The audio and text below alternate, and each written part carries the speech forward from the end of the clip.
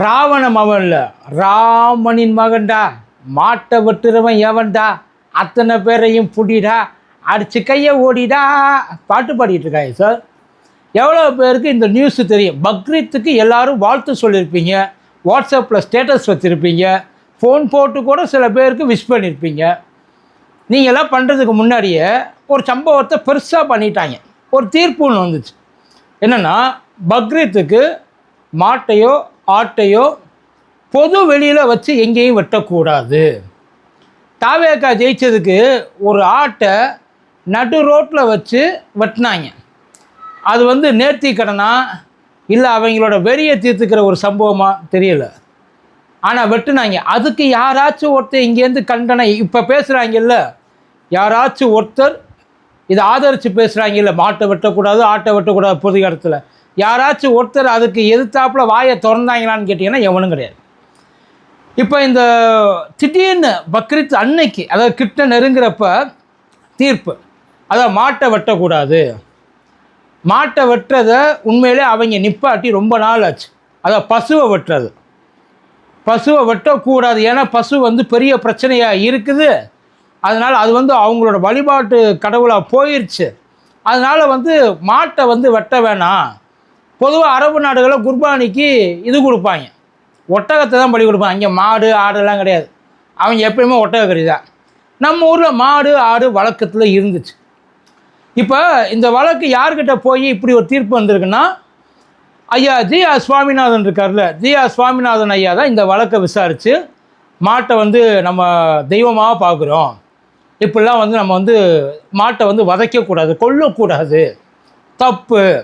அதாவது எந்த ஒரு மாடு நோய்வாய்ப்பட்டிருக்கோ, எந்த ஒரு மாட்டுக்கு அதாவது அது இனிமேல் விவசாயத்துக்கு பயன்படாது, எதுக்குமே பயன்படாது, அப்படிப்பட்ட மாட்டை வேணால் நீங்கள் மறைவான இடத்துக்கு போய் வச்சு தூக்கி, அதாவது எந்தெந்த இடத்துல அனுமதிக்கப்பட்டுச்சோ அங்கே கொண்டு போயிட்டு நீங்கள் அறுத்து அந்த மாட்டை நீங்கள் வியாபாரம் பண்ணலாம்.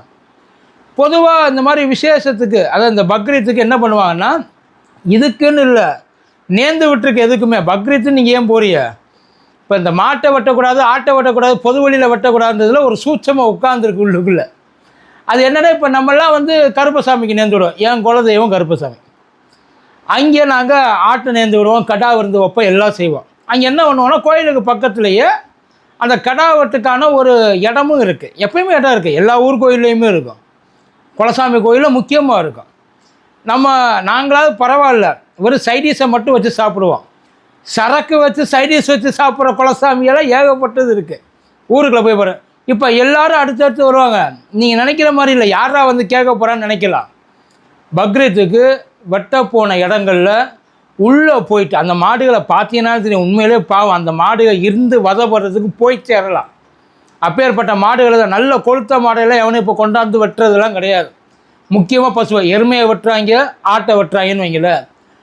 ஜென்ரலாக என்ன பண்ணுவாங்கன்னா, அதை வெட்டி வெறி தீர்த்துக்கிறது இல்லை, அதை வெட்டி பசி தீர்த்துக்கிறது.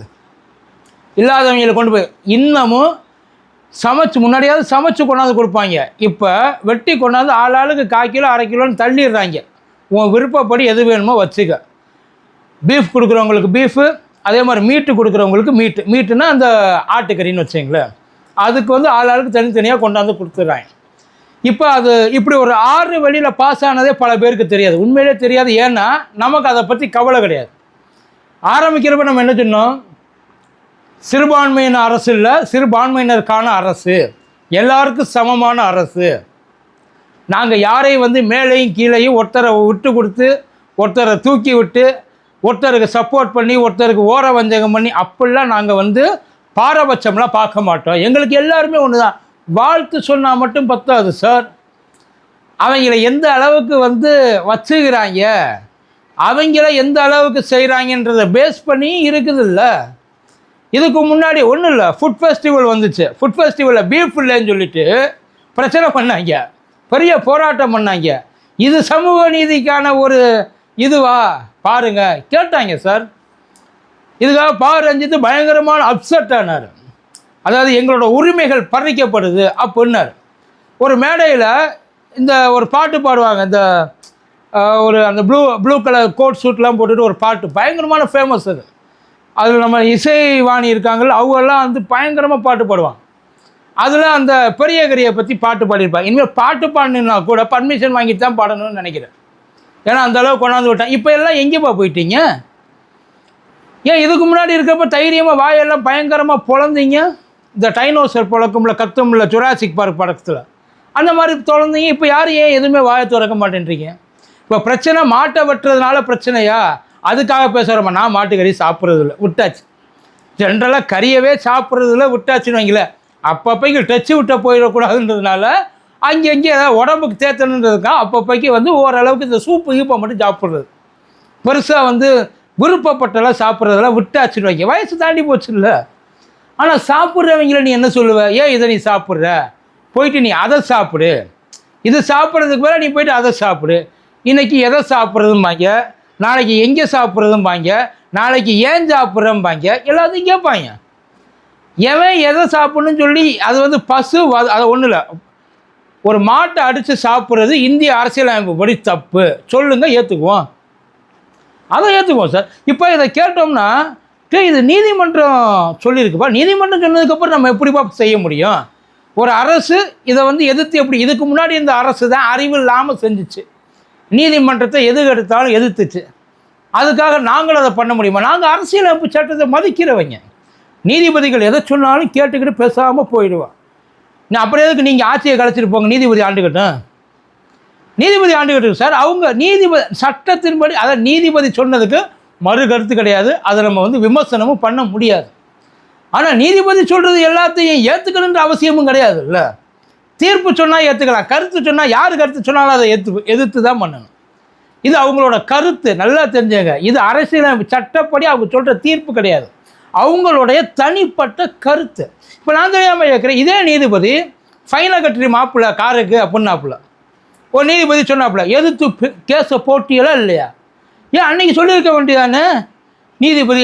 இதே நீதிமன்றம் தான் கரூருக்கு தனி ஆணையம் போட்டுச்சு. அந்த கரூர் சம்பவத்துக்கு நீதிபதி சொல்கிறார், ஏற்றுக்க வேண்டியது. அன்றைக்கி ஏற்றுக்கிட்டு இருந்துருக்க வேண்டியது தானே.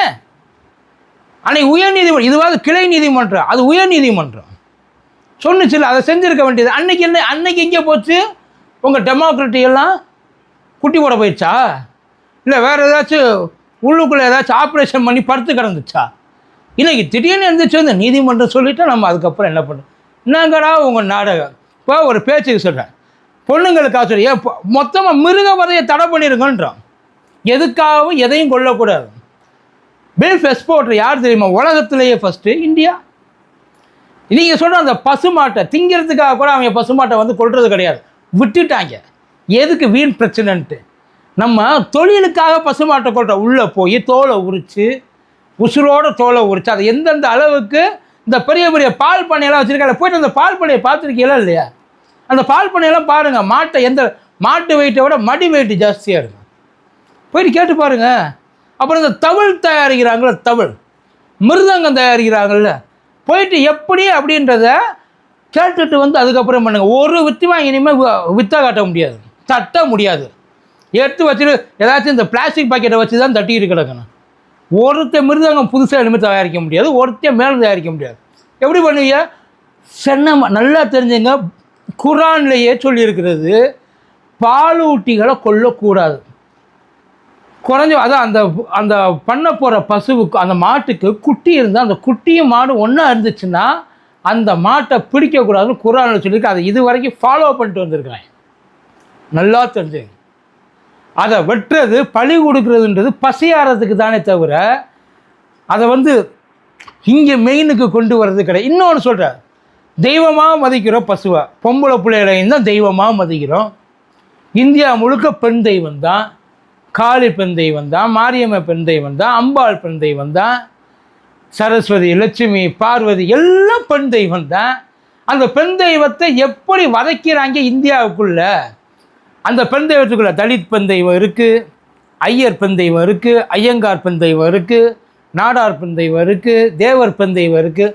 ஆனால் அவங்க அந்த மூடு வந்துட்டால் அவங்க அந்த தெய்வத்தையெல்லாம் தெய்வத்தாவே பார்க்குறது இல்லையே. எப்படி எல்லாத்தையும் கிழிச்சு எரிஞ்சு சித்திரவதை பண்ணி தூக்கி போட்டு போயிடறாங்க. அந்த தெய்வங்களை இது வரைக்கும் அவங்க செஞ்ச வேலைகளுக்கு என்னைக்காச்சும் நமக்கு கோபம் வந்திருக்கா? கோபம் ஒரு வேளை இதெல்லாம் பண்ணக்கூடாதுன்னு சொல்லியிருந்தா இந்த வேலையெல்லாம் நடக்குமா? உண்மையான கோபம் வந்து அதுக்கு உக்கிரமாக எந்திரிச்சு நீங்கள் ஆடி இருந்தீங்க அப்படின்னா அடுத்தடுத்து இதெல்லாம் நடக்குமா? யோசிச்சு பாருங்க. சின்ன குழந்தை ரிலீஸ் பண்ணிட்டாங்க சார். எவ்வளவு கேஸ் இந்த மாதிரி உச்ச நீதிமன்றத்தில் போய் ரிலீஸ் ஆகிருக்குன்றீங்க. கண்ணுக்கு ஏற்ற ஒன்றும் இல்லை. இப்போ ஸ்கூலுக்கு போனால் 3 வயசு குழந்தைய முதல்ல ஸ்கூலுக்கு கொண்டு போய் விட்டாங்க அவங்க அப்பா அம்மா. டெல்லியில் அந்த முறையாக ஸ்கூலுக்கு போச்சு. அந்த நாய்க்கு பெயில் கொடுத்தாங்க. நீங்கள்லாம் வந்து ஜீவகாருண்யத்தை பற்றி பேசுகிறீங்க இல்லை? முதல்ல அதெல்லாம் முடிச்சுட்டு வாங்க சார். இதை சொன்னது ஐயா ஜி.ஆர். சுவாமிநாதன். ஏற்கனவே எச்சலை கேஸுக்கு பயங்கரமாக வந்து சாரு கொடுத்த தீர்ப்புன்றது அப்படியே பூமாதேவியை ஒரு நிமிஷம் அப்படியே பூமியை தூக்கி போட்டு பிடிச்சானா பார்த்து எங்கள் சந்தோஷத்தில் அப்படி ஒரு தீர்ப்பு. இப்படி ஒரு சம்பவம் நடந்திருக்கு. இதை எதிர்த்து இது வரைக்கும் எவனாச்சும் பேசியிருக்காங்களான்னு கேட்டிங்கன்னா எனக்கு தெரிஞ்சு நான் இது வரைக்கும் எங்கேயும் கேள்விப்படல. பேசுனதாகவும் வந்து பார்க்கல கேட்கல. ஒரு 2 பேரை பார்த்தேன். ஒன்று நம்ம நடுவரல் செங்கி, இன்னொன்று பேட்டை. இந்த 2ஐயும் தவிர வேறு எவனும் இதை பற்றி பேசவே இல்லை. பேசுவாங்களான்னு தெரியல. பார்ப்போம்.